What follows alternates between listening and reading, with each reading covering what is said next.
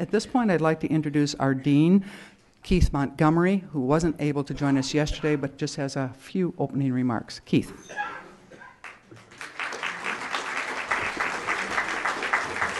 Thank you. It's a belated but heartfelt welcome to UWMC's Good Ideas program. Thank you for coming and welcome to campus. I wasn't here yesterday because I had some UWMC Foundation business off campus. And, the foundation for this campus does tremendous work. They disperse over $160,000 in scholarship funds to students who are entering or continuing or transferring, and that's absolutely vital for those students' financial well-being in the long run. Of course, if you come here first, you save a lot of money, really, in terms of long-term education, and you still get the same UW quality. UW system reports show that our students who transfer out, over 80% of them go on to graduate, and that's well above the UW system average. So we got quality and we got cost, we got value here at UWMC. So I'm always delighted to report that. I think the big news this week is the UW system is selecting a new president, and when I say system, I mean that's what we call the big system. UWMC is part of UW colleges, and UW colleges is in there with all the baccalaureate and doctoral institutions as part of the UW system. And President Kevin Riley has left. He's gone off to Washington to work for an educational group there. And this past Monday, there was three public presentations by three finalists for a system president. And a small committee of the regents was meeting yesterday to select a new president, and we should know by this Friday who the new W system president will be. And one of the finalists is the UW College's UW Extension Chancellor Ray Cross, so one of our own, so to speak. And Personally, I think Ray would be a great choice for UW system president, and I'm not just obliged to say that. In fact, I'm not obliged to say that, but I'm not just saying that. I think Ray has our head office is in Madison. He's a frequent visitor to the legislature in Madison. He's well respected by legislators. He'd be a great choice in terms of legislative relations. He at one time was a president of a community and technical college in Minnesota, so he understands the value of that education. He's also worked in the automotive industry in Michigan. He was the president also of a SUNY campus in New York, so he has fantastic academic and background, as well as he's a real innovator. The UW has recently implemented a flex option degree. I don't know if you're familiar with that new idea, but that new way of getting a degree was Ray's brainchild. So he knows that the higher education scene is shifting, is changing. People are reevaluating higher education in many ways, and he's been at the forefront of change in Wisconsin. I think he'd be a great choice for system president. But we'll see. The announcement will be made on Friday. As far as UWMC is concerned, next week we're hosting some middle school students here for Think College. I'll be teaching a couple of sessions in geology to them. It's great to get back in the classroom. I've got to keep those middle students under control, of course. And also on January 31st, I'll be hosting a Robert Burns Supper, which is a celebration of Scottish culture. And we do it every other year. And this year the theme is going to be Robert Burns' songs. So there'll be some performances there. He wrote quite a few songs, as well as taking traditional songs and giving them the sort of final form. So if you're familiar, for example, with the song Auld Lang Syne, maybe you are. Maybe you sing it at New Year's. That was actually a traditional song, but it was Burns that gave it its final form, and it's the form that we know it today, and we often think it was his particular poem. So we're singing some other songs as well that are representative of his work. So if you'd like to come to that international dinner, January 31st, that would be great. Classes begin on January 27th. Right now we've got a winterim session in effect. We didn't cancel that on Monday. So again, welcome to UWMC. I'm sorry I wasn't here yesterday, but have a great day, and I know you have a great speaker here this morning because I've heard her before. So and welcome in.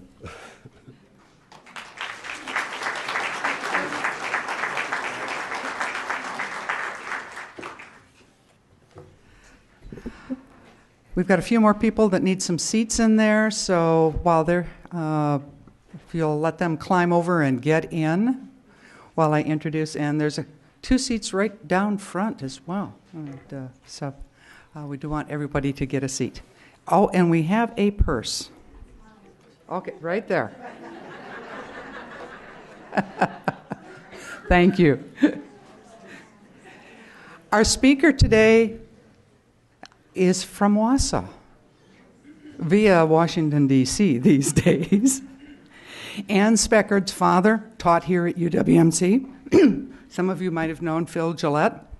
He was a mathematics. And Ann was the featured speaker as a Wausau West graduate for the Wausau School District Foundation this past November. Some of you might have caught that presentation. And we were very fortunate to be able to get her to come back to Wausau during the deep freeze, as it says freeze there on on the screen. We had to do a little bit of rerouting, and she was flexible enough to be able to make it and switch and come today rather than yesterday so that we could get her here. Ann has had a great experience in world affairs and in talking with terrorists, and I'm not going to take any of her thunder and spend any more time on introducing her because you want to hear Ann Speckhard. Here she is.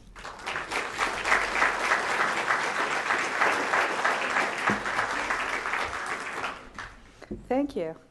It's nice to be here in Wausau. It did take a little bit of work and rerouting to get here, but here I am.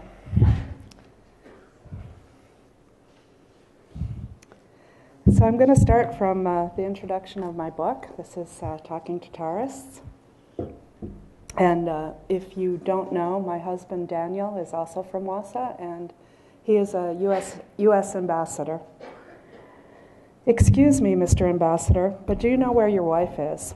It was 7 a.m., and my husband of 24 years, Daniel Speckhard, a diplomat posted to NATO's international staff in Belgium, was standing at the door of our home in Brussels, barely awake. One of the plainclothes agents handed him an FBI calling card. Daniel rubbed his eyes and asked, "Excuse me? What?" "We're sorry, Ambassador Speckhard, to disturb you like this, but your wife has been running around in Gaza, meeting with terrorists. Is she pulling a Patty Hearst or something?" My husband, now wide awake, said, "No, wait a minute." He invited them to come in and take a seat while he ran up to my office and returned with papers in hand. My wife is a university professor, a psychologist. She's an expert on terrorism. She studies this type of thing, does interviews. Here's her latest paper and her Georgetown business card, he said, handing them a thick document. "She's a professor?" "Yes," Daniel said. "Well, sir, we received a very angry phone call from the Israelis last night accusing us of running an undisclosed agent, CIA agent, in Gaza. They thought your wife was undercover." At this, Daniel laughed. "She's got nothing to do with the CIA, at least not that I know of." "Okay, sorry for disturbing you, but could you please ask her to come in and talk to us when she gets back? It might be a good idea to discuss security issues with her, how to stay safe." Daniel nodded. Yes, he thought, that would be a good idea. In that episode, I was just out of Gaza, and as you heard, the Israelis, when they found out I was there, got very alarmed, and they had held me and my student Ken, who I was traveling with. Let's see. This is Ken in the center there, and that's the checkpoint that you go through from Israel to get into Gaza. And when we came back, they were asking us lots of questions, and I had been coached to not admit that I was talking to terrorists, because otherwise you can't get in and out of Palestine through Israel. And I didn't like handling things that way, but we kept it up until at some point when I'd been held for 5 or 6 hours, I said, "I'm supposed to meet my Israeli colleague tonight for dinner. Can you tell me?" They hadn't taken my phone away. "Can you tell me, am I going to be able to meet him?" And they said, "Who is your colleague? What's his name?" And I said, "His name's Reuven Paz. He used to work for the Shin Bet. He's one of yours." And they said, "Give us his phone number." And they called him up. So, and I also called Reuben at the same time and got him first and said, Reuben, they're going to be calling you, and I don't want you to lie to your own government, but I haven't told them what I'm doing. And he said, I'm not going to lie to my own government, but don't worry, you'll be coming out of the checkpoint. And he told them that I'm also a Holocaust researcher and what I was doing. And then at the checkpoint, we ended up having more of a conversation with this very scared and flustered Israeli soldier. Do you need me to use this? Okay. Okay. Can you hear me now? Oh, I'm so sorry. How about now? Is it better? Okay. Okay. Well, I'm sorry if you missed the beginning. Okay. And anyway, this very flustered soldier was asking us, you've been interviewing suicide terrorists, because we admitted to her at that point what we were doing. And we said, no, they're not about to attack. We've been interviewing the families of dead suicide terrorists. They've already attacked.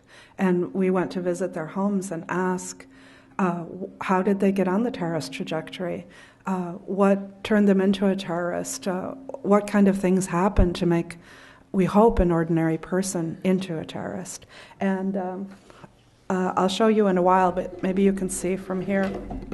This is the cover of my book, and I have a little girl on the cover, and I did that intentionally. This little girl, I met her in Nablus in a safe house, and we had gone to Nablus to interview the senders of 2 suicide bombers who had just attacked in Tel Aviv. And the senders agreed to meet us in the safe house, and it was very scary. And we were asking her mother why she was participating in terrorism, why she had given refuge to these people, how she could justify sending people. But the little girl, who was only 4 years old, got frightened and she went and got a gun. And let me go forward on the slides because I can show you her. Yeah, here she is. This is her.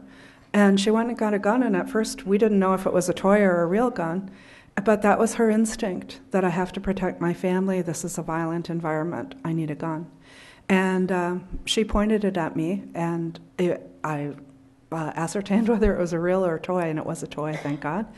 And then the mother explained to me, she thinks you're Israelis, and that you've come to possibly arrest us, and she wants to protect me. And then the interpreter immediately showed her, no, you're not holding the gun correctly. And so you get the stance, the correct stance. And she's only 4 years old.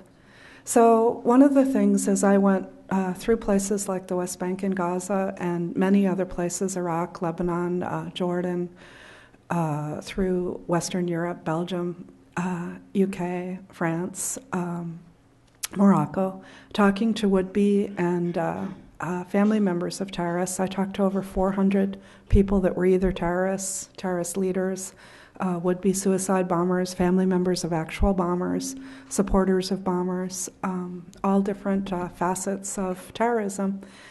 Over and over again, it was brought home to me that terrorists are made, not born. They start out like innocent children, of course, just like the rest of us, but they're born into circumstances that really favor becoming violent.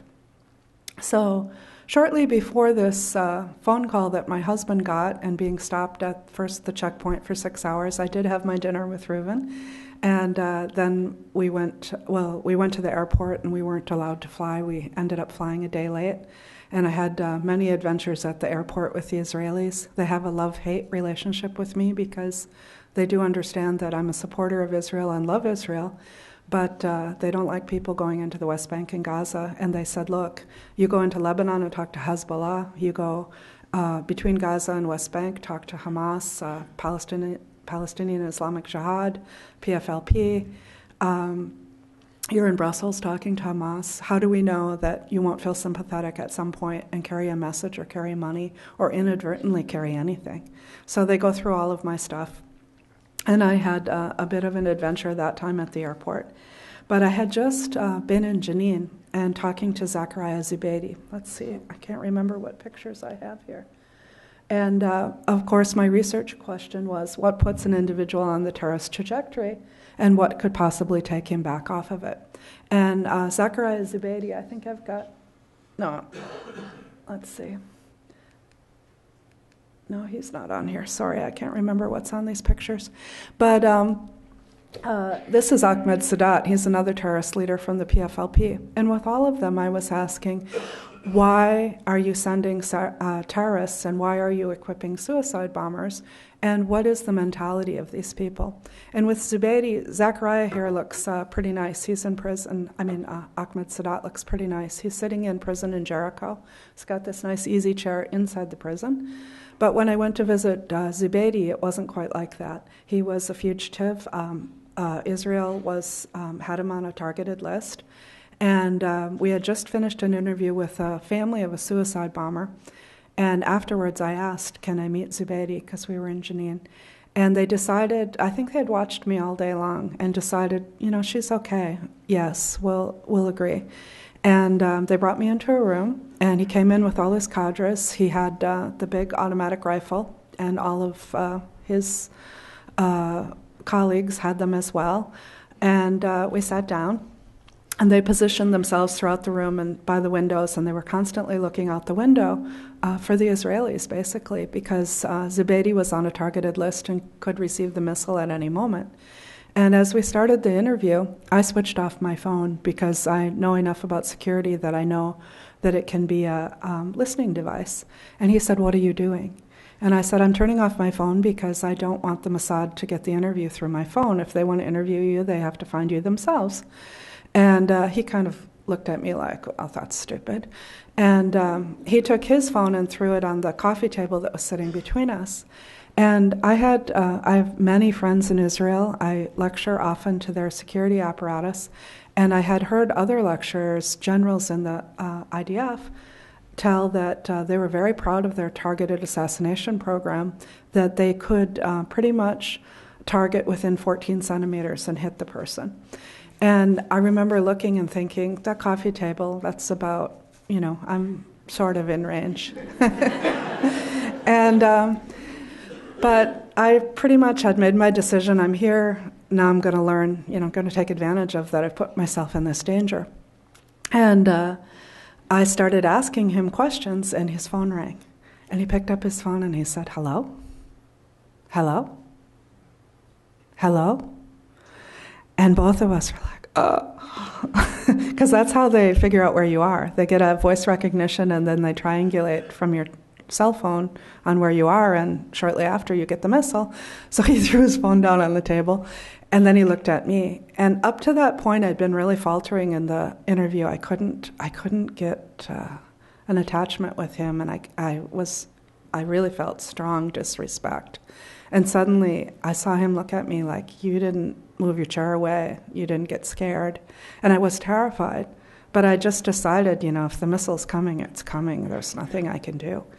And so we went on with our interview. And I asked him, how you have hundreds of kids coming to you asking to be equipped as bombers, and some of them you put a vest on and send them into Israel. How do you decide who, and what do they look like psychologically? And at this point, I had interviewed bombers that wanted to be. I had interviewed bombers that had either carried bombs or gotten arrested before they carried the bomb in the Israeli prison. And I had talked to nearly 100 parents of bombers or siblings of bombers, the dead ones. And but I wanted to know from the sender's point of view. And this Ahmed Sadat is also a sender, but from the PFLP. And I asked him the same question. But with Zubeidi, he looked at me like, "That's a crazy question." And he said, "They're holy, they're martyrs, they're willing to give their life for the struggle." And I said, "Yeah, but what are they like psychologically? What's their psychological state?" And he said, "Well, they're holy." And he said, "And that's a stupid question. I could ask you, what does a person look like that's up on top of a 20-story building that's about to jump? What's their psychological state?" Well, actually, I know the answer to that question. So I told him, that's a good question.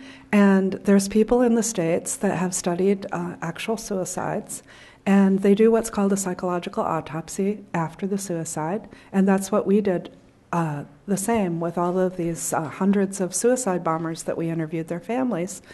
And in the case of normal suicide in the state, they'll look at their writings, whatever letter they left behind, and chillingly, people videotape and audiotape themselves a lot when they commit suicide. So these researchers actually watch these videotapes of somebody stepping off the ledge in a building and what their psychological state is beforehand. And what they found is that people are in a horrible amount of psychological agony before they commit suicide. It's been labeled psych ache. They're in horrible pain. And right before they kill themselves, they go dissociative. They stop feeling, and they just become very psychologically numb. And I explained this to Zubaydi, and he got totally intrigued. And from that moment on, I had him in my hand. And he said, oh my God, that happens to me. Because I asked him, do you understand this concept, dissociation? Yes, I understand it. That happens to me. That happened to me the last time the Israelis surrounded me. I was in this small shed, and I knew that they were going to kill me, that my time was up. So I decided that I was going to exit with my rifle, shoot as many of them as I could, but I was going to stand there and become a martyr.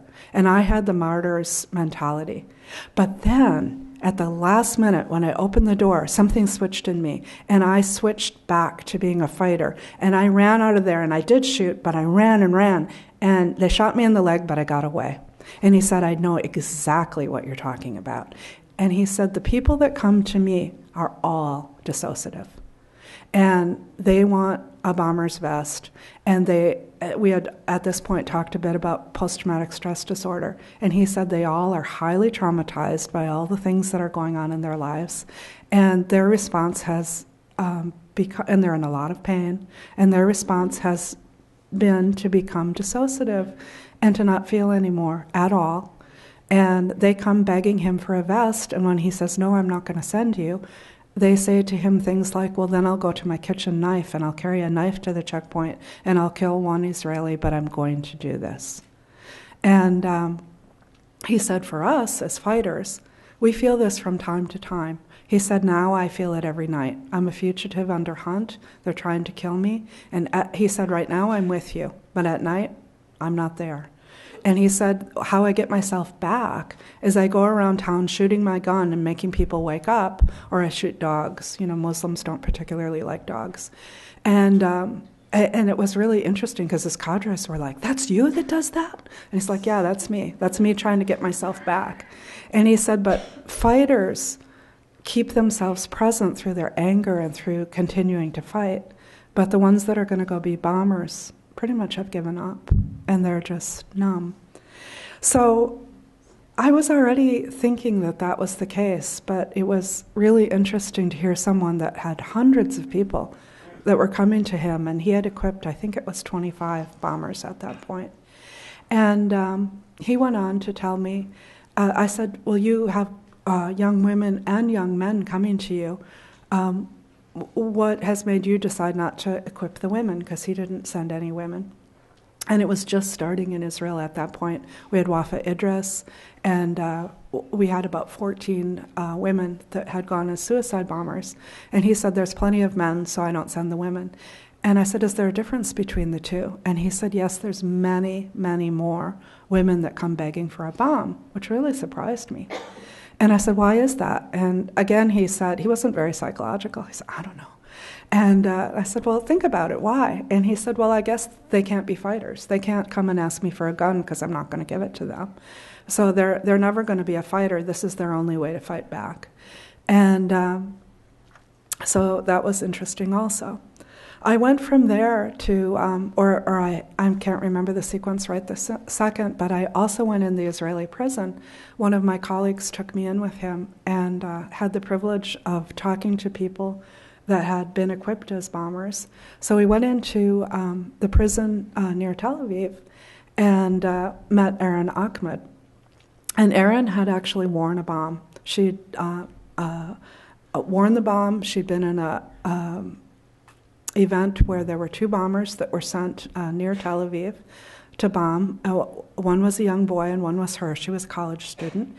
And the boy detonated himself, and her job was to detonate he detonated himself. She was to detonate within 10 or 15 minutes after a crowd drew around the victims so that there would be even more killing. And we asked her, how did you get into this? You know, I mean, how did you make this career choice? And anyway, she told us, I was a normal college student. I was in love with this guy, and I was pretty much a feminist. And I was going to go into banking. I was going to get my master's. And I dressed normally. I smoked cigarettes. I went out dancing, and you know, she was pretty liberal for her society. And I intended to get married and move out of the West Bank. She lived near Bethlehem. And I think she was going to go to Dubai and be a banker. And she had big dreams for herself. And she said she was particularly in love with this young man because he agreed with her vision for herself. He didn't necessarily want her to be a traditional woman, although she planned to get married and have a family and all of that. Well, her boyfriend was more militant than her, and there's 2 stories to what happened to him. He either exploded himself trying to make a bomb, or the Israelis gave him a missile. And the Palestinian story is that the Israelis targeted him, but anyway, he ended up dead, fried in a car from an explosion that the Palestinians believe was from a missile. And she, within 2 weeks, suddenly became extremely conservative, put on the hijab, put on the long robe, and she went to Hamas and she said, give me a bomb, I want to revenge for him. And I've read different things now since I've interviewed her, and in some things she said, I wasn't even particularly that serious, I just was running my mouth. But they saw their opportunity. And as I told you, they were just starting to use women in Palestine. And usually you see groups in Islamic areas that are conservative start to use women when men can't get across the checkpoints anymore. So Israelis are now, they search women pretty carefully, but they're respectful of the modesty that Islamic women usually want. And they don't search them as closely, and they wear big robes, so it's easier for them to smuggle things. And within this 2-week period, within a week or 2 after she went and said this, they equipped her with a bomb. So she didn't have her mind totally made up. And you see this group that's willing to use her when she's in a period of traumatic grief, and basically to manipulate her. So she knows they're there ready for her, and she carried the bomb, and she intended to detonate it. But she said, as she was walking around milling about the crowds, and the boy had already detonated himself, she saw a little baby. And she said she suddenly was struck with, Allah gives life, and only Allah takes life. And I'm not allowed to take life. So she had her she went to a phone booth, and she called her senders, and she said, come back and get me. Well, she ended up getting arrested as a result. But now that she was in prison, she said, I really do feel that they manipulated me and used me in a time of grief. And now when I'm back into my normal mind, I would never do anything like this. And that's a quite common story, actually. So in that same period in prison, we interviewed another woman, and Erin agreed to translate for us. Her name was Amaya Damaj. And Amaya was very interesting. She was from Jenin. She wasn't living in Jenin at the time that the Israeli soldiers surrounded it. They were getting really sick of Zubeidi and his sending bombers into Israel. There was a bomber every week in Israel. So the IDF and the political leadership decided that each one of these towns that was a hotbed of terrorism, they would surround them, and they would figure out who the militants were and arrest them or kill them. And they wanted to put an end to suicide bombing inside Israel. And they hadn't built the wall completely yet at that point. And Amaya was watching this on television, and always there's some collateral damage. So in this case, there was a little girl that was killed, and they were showing her on TV a lot. And Amaya spoke to me like she had seen this girl killed herself. And a couple times I had to ask her, Amaya, did you see this, or did you see it on television? And then she would correct and say, well, it was on television, but I feel like I saw it myself. And I wanted to revenge for her. So she too went to a group and asked to be equipped with a bomb. But because there were all these Israeli incursions, they couldn't get her across a checkpoint, and they couldn't get the bomb to her. So she waited about 6 weeks for her bomb. And I remember my Israeli colleague was like, that's not possible. Nobody could keep their psychological readiness to kill themselves all that time. And I said, no, I don't think so. I think it is possible. And it turned out she described to us the same thing that Zubaidi described, that she was really dissociative. But not only was she dissociative, she was euphoric. So she had moved into a part of her mind where she didn't feel the terror of going to kill herself. She didn't feel the horror of going to kill other people. In fact, she rejoiced in it because she considered it revenge and a point for her side. And probably because we all have psychological mechanisms to get us through deep pain, like a football player that's injured, our Green Bay guys, they go in and they get their steroid shots and whatever shots they need to keep going, but their body has a internal pharmacy as well. We know this from soldiers and football players and other athletes, that when they're injured, oftentimes their body naturally releases endorphins to keep them going. And then only after they realize, oh my God, I've actually fractured my ankle or, really injured myself, and now I feel the pain. Well, what I found was with these people that were going forward to suicide, they were getting, I think, a similar release of endorphins because they were having this high. And Amaya described it in detail. Even when I was interviewing her, she became giddy and drunk. And I turned to the translator, who was Erin, and I said, will you ask her, was she using drugs during this time period? Was she drinking? Was she having sex? And Erin said that I will never ask a Palestinian woman this question. That's such an insulting question. And I said, Erin, please, because I want to understand, and explain to her I don't mean an insult. And she answered, no, are you joking? And, that doesn't happen in our culture. Of course it does, but she said it didn't. And anyway, I said, well, can you feel how you're giddy right now? And she said, yes, this is exactly how I felt back then. So even in the interview, she pulled it up. And she was like she was drunk and laughing and, euphoric, basically. So think about if a group is trying to manipulate someone and they can talk them into carrying a suicide bomb, and beforehand they convince them that this is for a religious reason, you're doing this for God, for Allah, for whatever, and they feel this euphoria, they can translate that in their own minds into religious ecstasy. And it's very, very powerful. And not only that, it's what I call psychological first aid of a very short-lived nature for PTSD. So they're in horrible, horrible pain. They're in this deepest psychache, which we know is a strong vulnerability for committing suicide. And someone gives them something that makes them not feel the psychache, but feel euphoria. That's really scary. And then not only that, I had this student that I showed you earlier, Ken. We can go back to Ken for a second. These are some other terrorists here. This guy, Ken, he's the one that talked me into going into the West Bank and Gaza because Ken had gone for a semester abroad, and he had gone to Israel. He was at Hebrew U, and in his first day visiting his new school, he went to the Hebrew U cafeteria, he had lunch, met an Israeli soldier, and they got into a bit of a debate about how the Israelis treat the Palestinians. Ken's from Ireland, and he said, I don't agree with how you do things. And the Israeli soldier said, you haven't seen people die yet. You haven't had your friends die from a suicide attack. You don't know what we face. If you lived here longer and saw what I saw, you'd probably agree with me. And they agreed to disagree. Ken walked out of the cafeteria, and it blew up.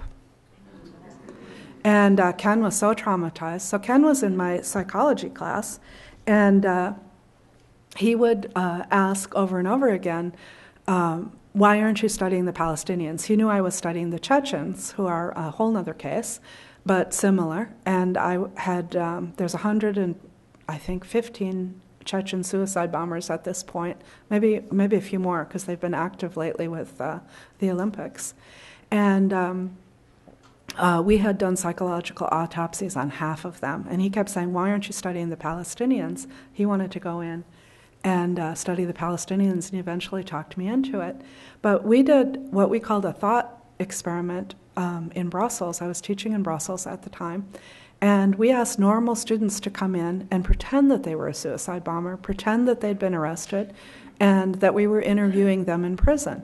And the kids thought this was kind of weird, but they agreed and they got into a role play. Well, they were only in the role play for between 15 minutes to a half hour, maybe 45 minutes. And towards the end of the role play, we would ask, okay, well, you got this suicide vest and you put it on. What did it feel like? And these are kids just pretending. They don't know anything about it. They were all different nationalities. And they would say, I felt so powerful. I was outside of my body looking down at myself. I felt euphoria. And I thought, oh my God, we can induce this just even in an experiment. And that's frightening to me. I just checked my clock and see I'm going to run out of time. But you can read the book. But anyway, I want to leave some time for questions for you. I did end up, the Department of Defense asked me if I would go into Iraq, and we had 20,000 detainees at the time, and if I would help them make what at that time we were calling a deradicalization program. And this is Camp Bucca. I worked in Camp Bucca and Camp Cropper, and we tried to identify who were the people that were following the ideology.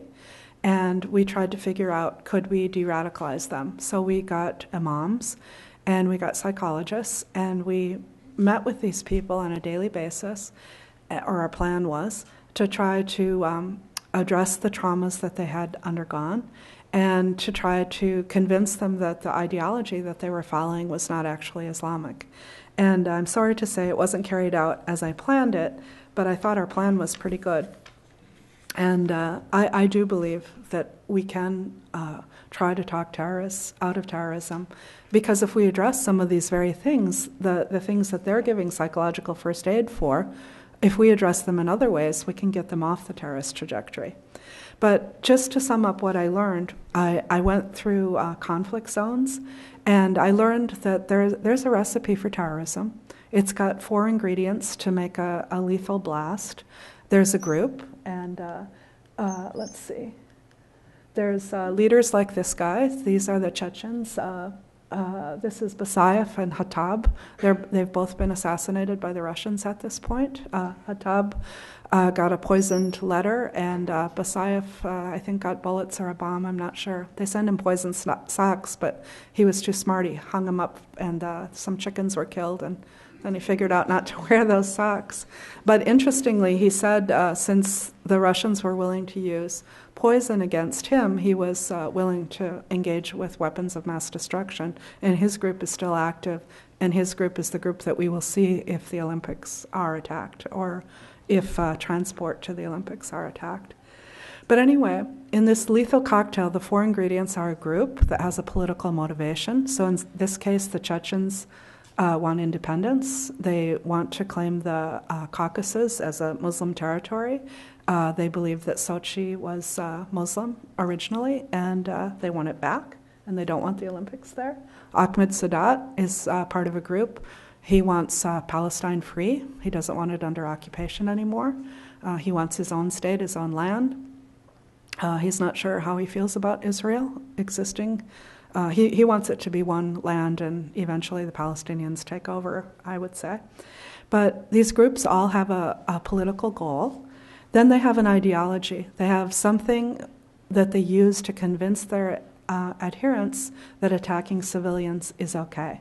So they either argue it's a cosmic battle, it's for God, the things that are happening are so wrong that we're justified, or Ahmed Sadat would say things like, well, there's no civilian in Israel.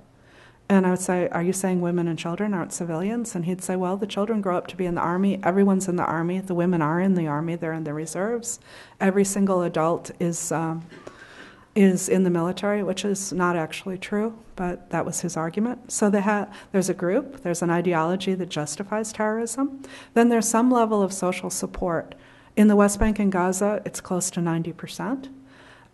In Boston, where Tamerlan Tsarnaev lived, it's probably close to 0%. But somewhere, whoever's going to engage in terrorism, if they get social support, they begin to believe, yes, this is justified, this is a good thing, I should do it. So there's a group, an ideology, social support, and then there's the individual. What are his vulnerabilities? And I found when I went through conflict zones, the vulnerabilities were all about revenge and trauma. But I also went to Morocco. I went through Brussels, talking to the second and third generation Islamic immigrants there, mostly Moroccan. In Paris, talking to Algerians, Moroccans, Tunisians. In the UK, talking to Pakistanis and Kashmiris. And they have different individual vulnerabilities. If you come to Belgium, your parents came to Belgium and worked in the coal mine, and then you're the second generation and you go to college and you want to have a bright future, but you're told when you go to a job interview, I'm sorry, Ahmed, I'd never hire anybody with your name, or I'm sorry, Fatima, we would never hire anybody that wears a headscarf. After a while, you start to feel marginalized, discriminated, and angry. And then if a group with its ideology and its political goals gets a hold of you, it can start manipulating you. So there's these four things that come together. And they act differently in conflict zones than non-conflict zones. And I think, let's just look at the rest of the slides. Oh, I also want to make the point that terrorism is not just an Islamic phenomena. This is from the Army of God. I served on a case with Jennifer Spurl. She was manipulated at a particular point of vulnerability to follow Christian scriptures that were used to justify terrorism in behalf of this group that had a political goal to end abortion. So it's not just Islam. Any religion that has any scriptures that in certain cases justifies violence can be used to manipulate for terrorism. This is the home of Wafa Idris.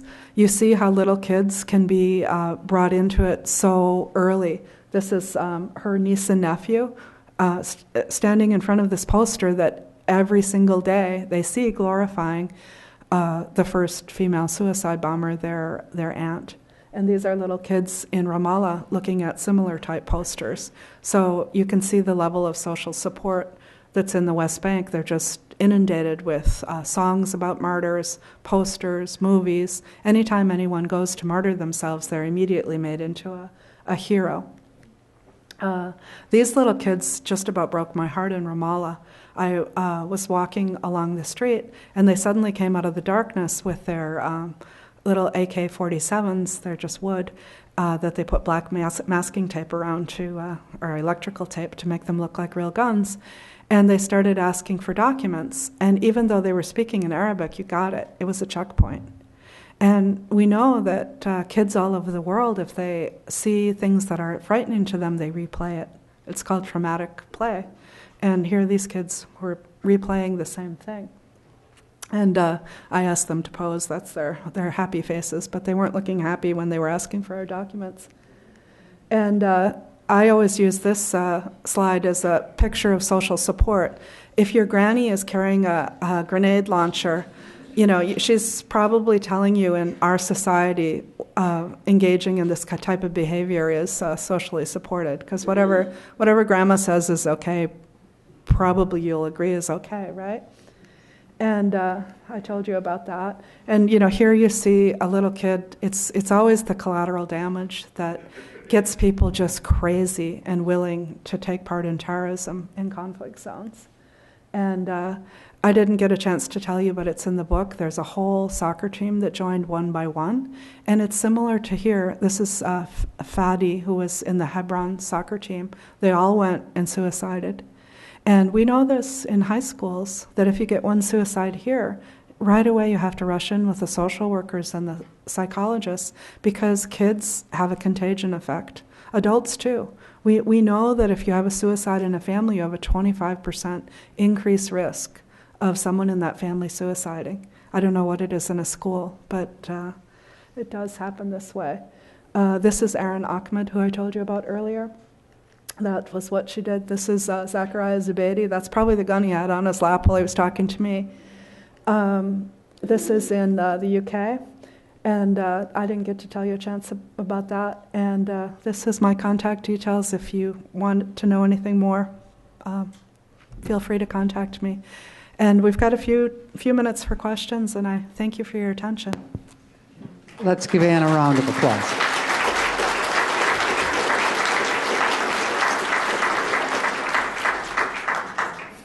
Do we have some questions? We'll use the mic for those that do. Okay, we'll start right here. The second lady that didn't blow herself up, what was her story? Amaya? No, the one she The one that was euphoric? interpreted for, yes. Her story was that she waited for her mom for this 6-week period, and she wanted to revenge for what had happened in Jenin. But when she went to the checkpoint, she was going to go into Israel proper and strap on her bomb. She didn't have the bomb with her. She was going to meet the sender in Israel. And the Israelis figured it out. They have a lot of collaborators, and they arrested her. But I think that if she got released, she would still do it. That's how she sounded to me. She wasn't repentant. Here's a question in the back here. Okay. No, let's use the microphone because not everybody can hear you. I think it's very interesting that you're approaching this on an individual level, but don't you think it would be far more effective to correct the circumstances in Palestine, the West Bank, Gaza Strip? I mean, those people are living under horrendous conditions. Certainly, 97% approval would go down if they were to be able to get jobs and trade and water and whatever. That's a very good point. And as a psychologist, I had the opportunity to talk to people on the individual level, but I was always looking at exactly these things, that the politics of it, and that's the group level, the 4 levels. And in the case of the Palestinians, there's fault on both sides. Like the Israelis withdrew from Gaza, but in Gaza they kept shooting their missiles over. And it goes back and forth. But absolutely, if they improved their conditions, if the kids felt hope, if they saw something that gave them a probability for another career choice, some of them wouldn't choose terrorism. And the other thing is there's no psychological help for them. In the West Bank, at the time I was interviewing, there was one psychologist and she had shut down. In Gaza, there was one clinic, and the guy that ran it has just passed. So I'm not sure if the clinic is still running. And think about it, if an entire population is routinely traumatized, some of it by their own fault, but if they're routinely traumatized and there's no help for them and no hope for them, as you said, economically and otherwise, we're just going to see more and more of this. But the same thing is true about our drone warfare. When we have collateral damage, when we're droning terrorist leaders and they live with their families and we take out the whole family, it just comes back to us. So there's a whole political, social level that, of course, has to be addressed. Thank you. We have a question here. I'm wondering if you can take any of your studies and translate back to what's been happening in the United States with these mass shootings that are going on. How can you use what you know about other countries and help us understand that problem? I think that the question's very good about the school shootings and the mass shootings, and I think they're completely different phenomena. They're not political, for one thing. They're usually people that are mentally ill. And one argument that's been made that terrorists are chillingly normal and psychologically healthy, I would agree that that's true, except in conflict zones they have PTSD, although everybody has PTSD, or a large portion of the population. And the PTSD, as I was telling you, plays into how they get manipulated and how willing they are to die because they're in terrible pain. But they're not psychotic or schizophrenic. In fact, the terrorist groups would never choose somebody like that because they're not reliable. They talk, they don't keep secrets, and you don't know what they're going to do. They're crazy. And but One parallel that does go with the shootings in the schools is the wide availability of assault rifles. And we've seen it now. We've seen it in India, and we've seen it in Kenya, that terrorists easily got a hold of weapons. Oh, we saw it in Beslan with a school takeover. They got a hold of weapons, and we saw a mass hostage taking, and we saw 2 slaughters. And I think, okay, we have all this airport security, but we have huge congregations of people waiting to go through those lines, right, in big airports. When are we going to see somebody come in with an assault rifle from a terrorist group? And, I hope, knock on wood, we never see it. But it's something to think about, because and Al-Qaeda is telling people, get a gun inside the States and attack. So thank you for your question. I have a 2-part question. How did you initially get into this field of study, and how in the world do you get into interviewing these the leaders of the terrorist groups, who really most of the time do not respect women at all? How do you get in there to get to talk to them? It's a good question. I fell into this. We were working in Belgium because Dan was posted to NATO, and the science committee at NATO asked me if I would start looking at religion and terrorism. So I was looking at it academically. Then 9/11 happened, and the embassy asked me if I would run stress debriefings for our diplomats, because after 9/11 they were talking about, in October, NATO had specified that they were going to attack. I think they picked October 10th as the date that they were going to attack NATO. And as a response to that, we had machine guns and barbed wire and tanks and things outside of NATO. And the diplomats were frightened, of course. And then Nord Ost happened in Moscow, and I have a very good friend that's the top psychologist in Moscow.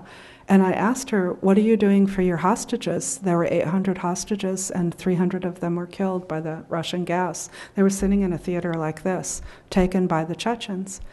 And I said, what are you going to do for those? We did these stress debriefings. And she said, welcome, come if you want. And so I just step by step fell into it. And then this Ken dragged me farther, got me to go into West Bank and Gaza. And I found out that I have a personality that people trust.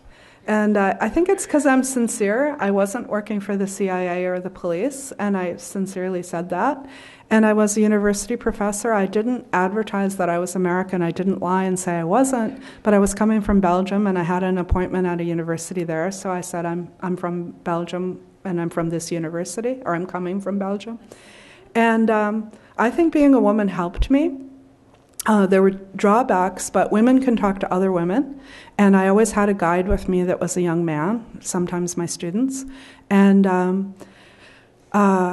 that resonated with their culture, because Ken, I helped treat him for his PTSD, and my other student who likes to go by the name Al, that's not his real name, we really loved each other. I mean, I loved them like maternally, and as professors loved their students, and they adored me.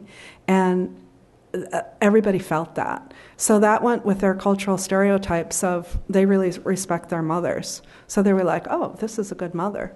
And also men don't get to talk to women. If it's a conservative culture, they don't talk in depth to women outside of their families. There's no psychologists.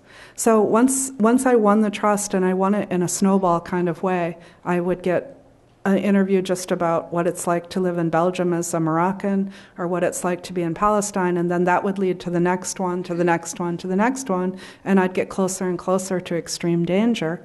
And these people would really get fascinated with themselves.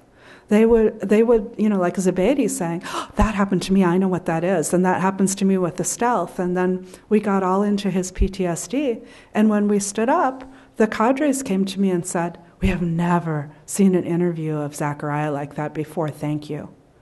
And I found that people really thanked me for interviewing them, which was kind of gratifying. It was cool. We have time for one more question. Behind you. Okay, right back here from one of our students. I know you talked a lot about like religious ideologies. Do you think that profile of the religious extremist is different than the political extremist, I think, like the IRA in the 80s and 90s? I think that there's a difference, but they're both true believers.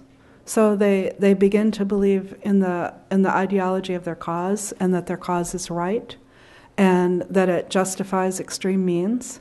And if it has the God part in it, it makes it easier to suicide or to risk your own life, because if you believe in a religion that has an afterlife, and if you're in a lot of pain, there can be a real positive to imagining or believing, and if it's true, that when you push this button, you're on the other side, and things are good over there. And in the case of Islamic martyrdom, they believe that they go immediately. They believe that 70 of their relatives will also go immediately upon their death as a reward for what they did. So that's pretty strong. Thank you, Anne, You're very welcome. much. Let's give her a round of applause.